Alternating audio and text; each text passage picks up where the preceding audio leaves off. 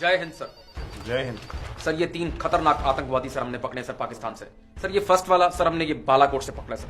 Sir इसके बाकी साथी तो मारे गए थे, लेकिन इसको हमने जिंदा पकड़ लिया सर। सर लेकिन समस्या ये है कि ये बिल्कुल बोल नहीं रहा सर।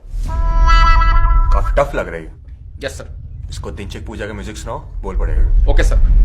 सर ये सेकंड वाला सर ये हमने राजस्थान से पकड़ा सर। सर इसकी खास बात ये है कि इसको इतनी कोई टफ ट्रेनिंग दी है आईएसआई ने सर कि ये आसमान में उड़ता है सर।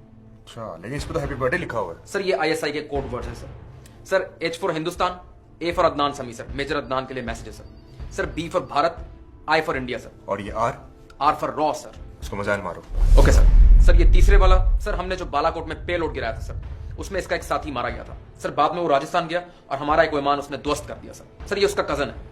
हमें शक है कि अगला हमला ये करेगा। ये कुछ बोला? हाँ सर बोल रहा है, मगर कोड वर्ड्स में बोल रहा है, समझ नहीं आ रही। क्या बोल रहा है? सर कुछ काय काय कर रहा है सर।